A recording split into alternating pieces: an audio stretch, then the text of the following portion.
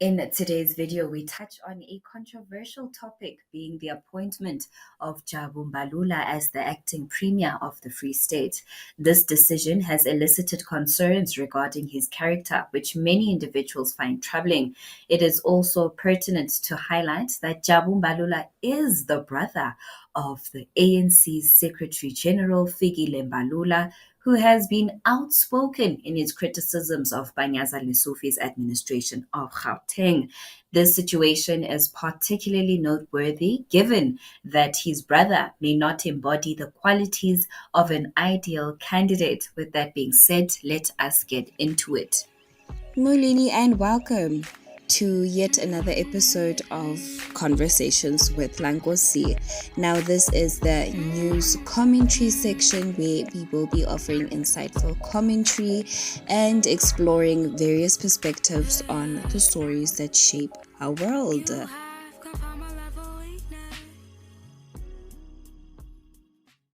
Jabu Mbalula has recently gained attention following his appointment as the acting premier of the Free State. His political career has been marked by various controversies and scandals, leading to a heated debate regarding his new role. Many are questioning the decision to appoint someone with a questionable past to such an important position.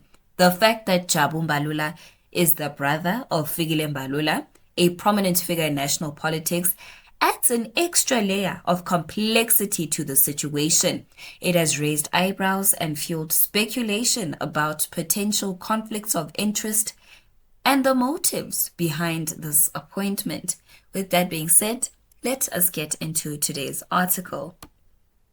The Economic Freedom Fighters in the Free State says appointing Jabu Mbalula as acting premier is an insult to the people of the province. Jabu, the brother of African National Congress SG, Fikile Mbalula, and MEC for Community Safety, Roads and Transport, was sworn in on Thursday, 14 November. He will be acting premier until 15 December, while corruption-accused Premier McQueen Letsoha Mathai is on special leave. In an internal memo, Letsoha Mathai asked the Executive Council to support Mbalula. I have appointed Mr. J. Mbalula as acting premier for the Free State Province for the period 15 November 2024 to 15 December 2024. Kindly provide him with the full cooperation and support, she said. The internal memo Free State Premier McQueen Letsoha Mathai sent to her executive source, Free State Government, reacting to the appointment. The EFF said Letsoha Mathai had used the special leave as a loophole to ensure that she does not step down from office but retains her position while facing her corruption charges. The party said, if anything, this clearly indicates the failure and inability to adopt and apply the step-aside policy. The step-aside rule was adopted at the ANC's National Conference in 2017, where criminally charged leaders must voluntarily step aside and those that are alleged, reported, and accused of corruption face the Integrity Committee. Regarding Jabu Mbalula's appointment, the EFF said Mathai's decision comes as scratching the back of Fikile Mbalula for installing her as premier over ANC chairperson in the province, Nkosi. Jabu Mbalula was at the heart of corruption and wasteful expenditure in the financially distressed Mangaung Metro Municipality. To pick him as acting premier is an insult to the people of the Free State, the party said. In 2022, an investigative report into the illegal appointment of staffers in the Mangaung Metro Municipality exposed Jabu Mbalula as one of the ghost staffers who allegedly cost the council millions in salaries every month while never reporting for a single day of work. The Citizen reported that most ANC cadre deployments occurred after the 2021 local government's elections, when individuals identified as skeletal staff were signed up, often without appointment letters or contracts, violating the Municipal Systems Act. According to the report, the ghost workers received a total of 2.5 million rand in salaries in January alone. In March, the salary bill shot up to 9 million rand as the number of hired staffers increased from 125 to 165. Now, guys, the link to this article will be in the description box below.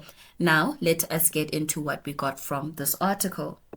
Now, in as much as this mini tender has expired, because we are all assuming that from the 15th of December, he then went back to just being a normal MMC, which is also just a red flag on its own.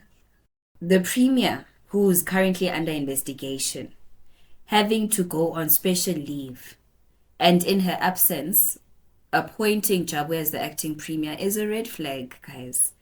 I mean, that this situation prompts a critical examination of the ANC's step aside policy and its effectiveness, and it raises the question of how an implicated premier retains the authority to appoint a controversial individual from an organization that purports to be committed to anti corruption measures as acting premier.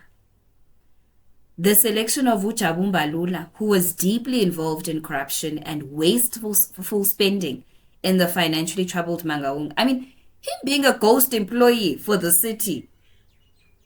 And then you come and then you appoint him and make him an acting premier is nothing but an insult to the people of the Free State. I agree with the EFF on that one, because what are we doing? What are we doing? Gelo xesha uMbalula is out here coming for Banyazeli Sophie. Forgetting that he's busy burning bridges as he goes. I don't know, man. This is not going to end well, yes. It really isn't. This still happened. We can't now act like this did not happen. We can't turn a blind eye towards this.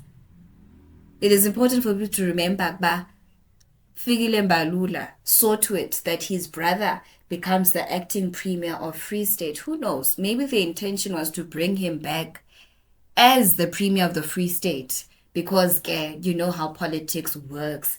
But I'm questioning the authority that Umama also had, because is she not implicated? So how does she then now send this memo to everyone to say that she's appointed Jabu and people must work with him? What qualifies a person to be a premier or even a candidate? I would like to know, is there a scope? Is there anything that the ANC uses? Or does Mbalula just do as he pleases? And in closing, the public response and divergent opinions on social media platforms have heightened the controversy surrounding this appointment.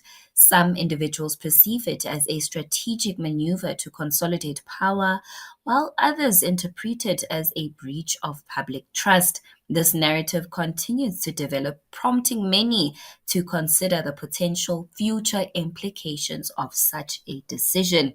It's fascinating how a single appointment can trigger so much debate and speculation. The intertwined dynamics of family relationships and political power make this case even more intriguing.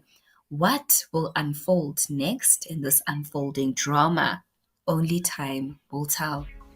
That marks the end of today's video. Thank you so much for lending your eyes and ears. I hope that you found today's video informative.